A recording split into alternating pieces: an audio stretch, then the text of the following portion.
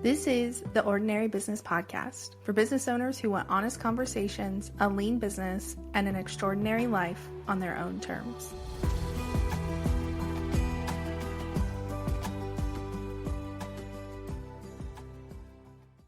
Raven, what is your favorite social media creation app? My number one is Descript. I, back in the day, used to do a lot of video editing. Descript has all the things I loved about Premiere Pro and none of the headaches that I hated about Premiere Pro. So it's like, I don't think I'll ever go back to Adobe products as long as Descript is doing what they're doing. Yes, Descript is pretty powerful. I don't use it, but I have trialed it and it can do quite a bit. The transcription is just really the moneymaker there. Yes. Okay, so we are talking today about tech and doing a tech audit, which is something it came up somehow on Threads. But before we dive in, can you tell us a little bit about what you do? Yeah. So I'm Raven Wilson. I am the founder of Hot Olive Agency. We are a content and social media strategy agency. We're HQ'd in Atlanta, but I've worked with people that are like in Canada, and then she travels to Dubai. So some of my contractors are international, which I like because it's a good slice of the world. But yeah, so we do social media content. We work with influencers and getting influencers for small businesses. Right now, I'm working with an author, helping her ship her second book. So I have like a nice little range of clients.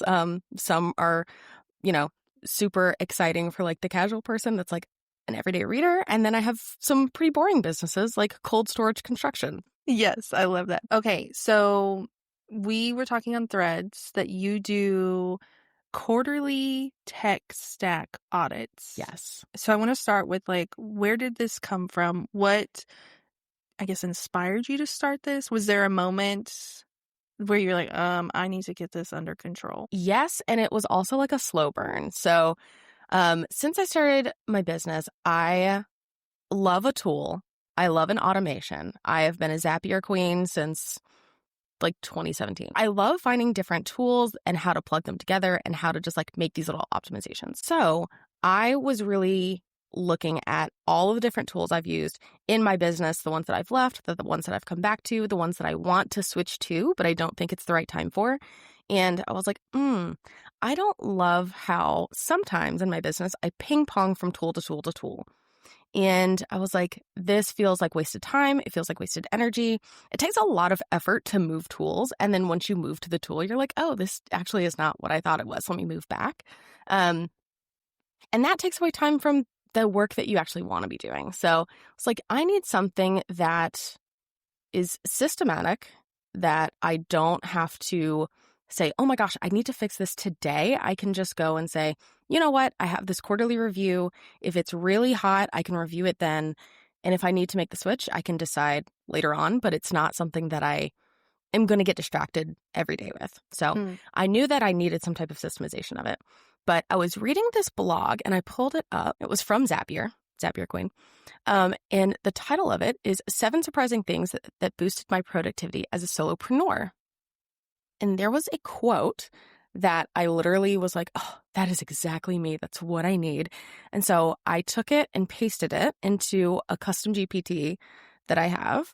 And the custom GPT is, I call it brain dump, but better. So I've customized this GPT to say, here's what you're trying to say. Here's the things that sound like a distraction. And here's how you turn it into goals and not this like big scary goal. This is how you make it into like really achievable steps.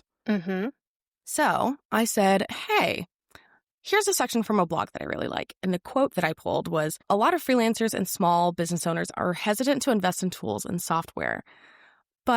And then they go on to say like, this is super necessary. And if you're going to be an online business owner, you kind of got to bite the bullet and just do it. So later on, she says, my current tech stack is ClickUp, ActiveCampaign, Teachable, and all of her tech stack. And I understood exactly how they went together in this article. And so then I told ChatGPT, I said, this is a great rationale as to why I not only need good tools and software to run my business, but I also need to audit my tech every quarter to eliminate the waste to make sure that I'm using them well. Help me make this a goal that I can do on a quarterly basis.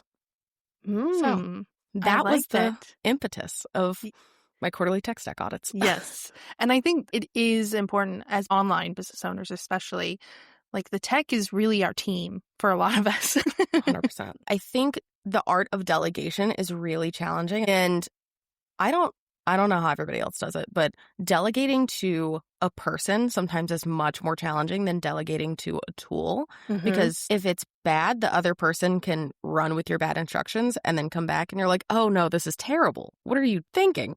But if you delegate poorly to a tool, you're the only input. Mm-hmm. So the only person you have to blame is yourself. So Yeah. You're like, oh, I gave this GPT really bad instruction. That's on me. exactly. Or, hey, I scheduled this for 8 a.m. instead of 8 p.m. I can't done that. Yeah, I can't blame the tool. I have to blame me. Yes.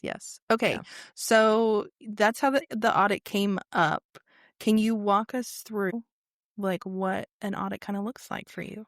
Yes. So with the help of my handy dandy custom GPT, I was like, I need a series of questions that I go through, and I wanted it to talk about usage. I wanted it to talk about cost. The first one of usage was, do I use all of the features?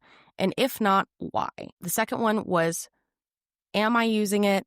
And am I going to continue to use it in the future? Is this something that I'm going to use next year? Or is this a tool that I'm going to grow out of? Or is this a tool I'm going to grow into? Hmm. And then third is cost, obviously, for, you don't want super expensive tools or really cheap tools that don't do what you need them to do.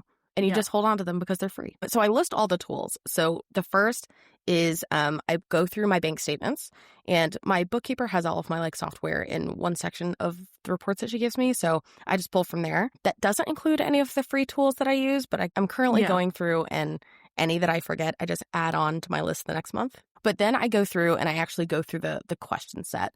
And the first question I have is, did I actually use this tool this quarter? So one tool I only use with certain projects.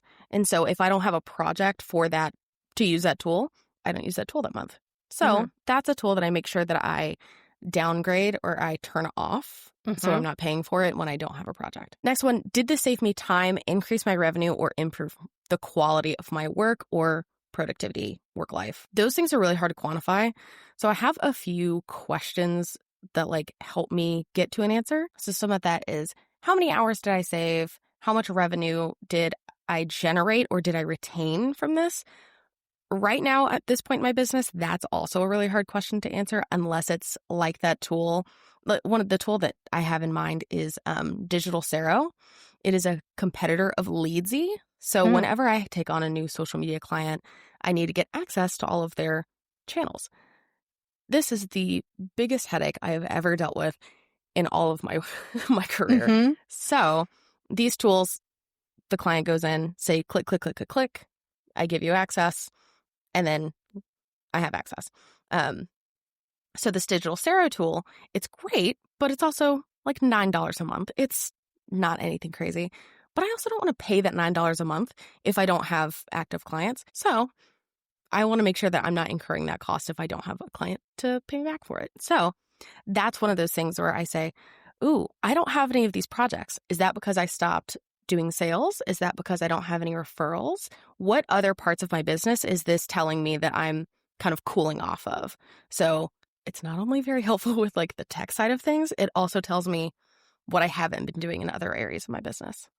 I am obsessed with that little connection point. What is this telling me?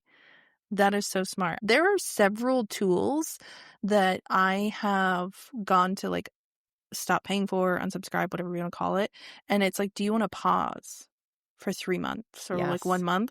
And I think that's so smart because it just gives us a little bit of flexibility. That's how you can tell they do really in-depth audience research. Because when the tools that I can't do that with, especially, when you go to sign up for a tool, they're like, you can save 40% if you do an annual subscription. And it's my website, that makes sense. There's certain tools that you can do that for. And there's other ones like these where it's I just want to pause for 2 months because I have a wait list for 2 months, maybe. Right. Yeah. That's frustrating when they don't let you do that. I know we've talked about before, you avoided spending $200. Can you share that story with us? Yes, I can. So it wasn't just one tool, it was a series of tools. So this was actually, as you know, I recently got married. Ooh, celebration, yay. But I was preparing to go out. So I was going to be out for about a week and a half for my wedding. And then another week or so for my honeymoon. And so overall, I was like, that's a lot of time out of the business. I have active clients right now. How do I tell them to go on pause while I'm also actively working with them? And one of those clients I was doing PR work with. So I was like, I'm currently pitching and doing all of these things. If someone emails me back with a spot, that's going to put my client at risk. So I was planning on bringing someone in part-time, a contractor, and giving them an extra Google Workspace account. I'm going to scale up to my Google Workspace. And there were a few other tools that I was like, okay, I'm going to give them access to this tool, and I'm going to do that with their email address. And so I was like, I'm at the point where I need to scale my business, and I'm ready to have a part-time person or someone that can always come in and work with me. And I was looking at the costs, and I was like, oh my gosh, this is $200 extra a month that I don't really want to be spending just because I'm going out on my honeymoon. So I was like, take a deep breath and look at your tech audit. And I didn't even do a full one. I just kind of did those big three, like what are the features that I need? What is the cost? And what features am I actually using? And so one of those questions in what are the features that I'm actually using is, are there any alternatives? And so I was like, what is an alternative that I could use here? And I asked myself, I was like, do I need a tech alternative, or is there an alternate way that I could do the same thing? And I found the answer was yes. What do they do in corporate? They say, hi, thanks so much for your email. I'm out of office. Please refer any questions to so-and-so. So I no longer needed all of these tools that I tallied up. And I just had one of my friends that was also a business owner. It also didn't make sense for me to do that with a contractor. I kind of wanted someone that was also a business owner that understood all of those things. And so she was my out of office contact. Paid her, and thankfully nothing came through. No opportunities where she really needed to pinch it. So I would have been paying $200 extra a month for nothing. For nothing. And then that would have been really I would have been really mad at myself. Yeah. And I was like, I remember I was about to press pay, and I was like, I need to step away. So I stepped away, came back, and I was like, I need to rethink this. I don't love energetically. I think as business owners, when you kind of only have your intuition to listen to and advice from other people, you really need to say, is this the smartest decision? And what is my gut telling me? And my gut was like, there's another way to do this, girl. Don't press the button. It is okay. And it was. Yes, it was. It was. And if y'all haven't listened to the episode with Rachel, it's titled Trading Time Blocks for Gut Checks. She talks about interoception and which sounds really woo-woo. It's very actually sciencey, but it's literally just paying attention to those little intuition moments. And it's like whenever you're on a call with someone and your gut is like, this is a red flag client, or I don't need to spend this money on tech. It's really good. So you can go check out that episode. But I love that you were like, actually, is there another way that I can do this? Because yes, sometimes it is another tool, but sometimes it's like, is there just another way to do it? Yeah. And so I think that was really, really smart. Thank you. My bank account says the same thing. Because I was also going to do, because I wanted to save money, I was going to do the annual thing. So I was going to keep myself into $200 extra a month for the next year. Yeah. No. Raven was crazy. That version of me was crazy. You're having a moment. Have you ever gone through one of your audits and you're like, oh, I'm not needing this anymore or whatever, and then you 100%. Cancel it, and then the next month you're like, actually I do. I will say that hasn't happened yet. I definitely have had that happen prior to the formal audits. Earlier this year I had Calendly, and I love Calendly, and I was using the free version. Loved it, but I was like, I don't know that I ever need to pay for this. Let me just scale back and not use this tool anymore. Mm-hmm. And the amount of times that I wanted to send my Calendly to somebody and I realized that I had deleted the account, I was like, what was I thinking? Like, I wasn't even on a paid version at the time. I was just on the free version. So I'm just going to go back to Calendly. And not only did I go back to Calendly, I like started paying for it, which $12 a month, big whoop. But I created a new service that isn't fully live yet, but I was beta testing it. And so as I was beta testing it, I was like, Calendly is kind of like the integral part of this product. And then once I was building out that product, I was like, I can systematize the rest of my like onboarding process with different Calendly links. So it really like figuring out that I just need to go ahead and bite the bullet, pay this massive $12 a month for this tool that I love. It's not exactly the same scenario, but it was one of those moments where I was like, talking about the interoception, that's very true. Like when you feel like this is a tool that I think I can use and I can use really well going forward and is the only thing stopping me cost, no, girl, get the tool. Like you will find a way to make your business work around it. But it kind of needs to be in that order. You need to make sure that your business is working and that tool is accelerating your business. And it's not you are building your business around a tool because you like the tool. It totally makes sense. And I also think it's very easy, as someone who I don't do official tech audits yet, I probably will after this. There have been many times over the years that I'm like, I just don't want to pay for this anymore. And I can make it work with this. But then like one of the questions in your audit, it's like, not having this is like making my client experience worse. It would be more fluid if I had this tool, or my process for XYZ would be more fluid if I had this.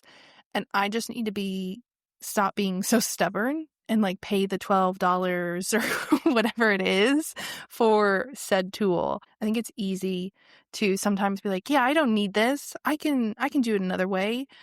But like at what cost? Like you might be saving money, but is it creating more work for you? Yes. I have a friend that she said, do you want to wake up and answer your email? If the answer is no, find a way to avoid email. Like remove as much email from your business as possible if that is not what you want to do. While I think that might apply for some people and not apply for others.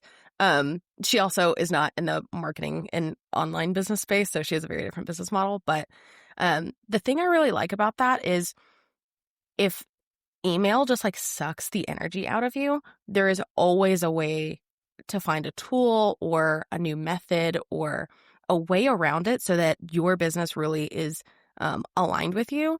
And if you are only using email because everyone else says you should use email, your clients are going to feel that, you're going to feel that, everyone else is going to kind of enjoy working with you less if you force yourself into something that you don't really want to do. Okay, so for someone who's feeling overwhelmed by their tech stack and they're like, I have a lot of things I'm paying for or like there's just too many moving pieces, what do you feel like would be your first step that you would recommend to them? Yeah. The first step is always create that long list. If that is going through all of your business transactions, if that is looking in your Chrome profile and you see, here's all the plugins that I have. It doesn't always have to be with the tools that you're paying for. That's kind of where it makes the most sense to do it. If you're like hemorrhaging money and you're like, oh my God, I'm going to run out of money in a couple weeks. Oh, I got to get rid of some things. You don't really want it to get to that place yet. But doing this with the free tools and the free plugins and all of those elements, it really is helpful to do with all of those because I've seen myself start using more features in the tools that I already have. I would definitely say go through, even if you're only using free tools, go through and check all the features to see what you could have and if you could condense anywhere. Yeah. I feel like especially with as much as a lot of these companies are constantly adding new things, this year it's been a lot of AI stuff, but there's other features too, hopefully. I feel like you could even add in to your quarterly audit, like a little like go look at the product page on their website and look at like what features are there. Because Literally. like for me, because I'm like, there's probably new things that I've totally forgotten about that they added, and I was like, sure, delete email. Like I got something else to do, and Yeah. I'm definitely know that I'm underutilizing some of the tools that I pay for. Canva is a great example, where they are constantly shipping things and the UI is changing. And hey, we now have this feature. We now have this feature. You want Sheets in Google? Well, you didn't ask for it, but we got it now. Like, sometimes it's really obnoxious, but chances are, if you are looking for a feature, go look through your previous tools because chances are they might have added it and you just didn't realize it. Yeah. Well, this has been really fun. I love how down to earth and simple this audit is. So thank you for sharing this and Absolutely. how uncomplicated it is. I just really love it. Where can we connect with you online and learn more about what you do? Yes, I am a LinkedIn and Threads girly, so you can find me on LinkedIn at Raven Wilson with Hot Olive. My username has a little olive at the end of it, so you know it's me. And then at Threads, I am at Ravenworks ATL. And you also, I would love to give like a copy of my the current tech audit for your audience, and so I have that at Hot Olive Agency /freebie. Awesome. I will make sure that link is in the show notes so y'all can go grab it and start auditing your tech. But thank you so much for being here. Yeah, thank you so much for having me. This was a blast.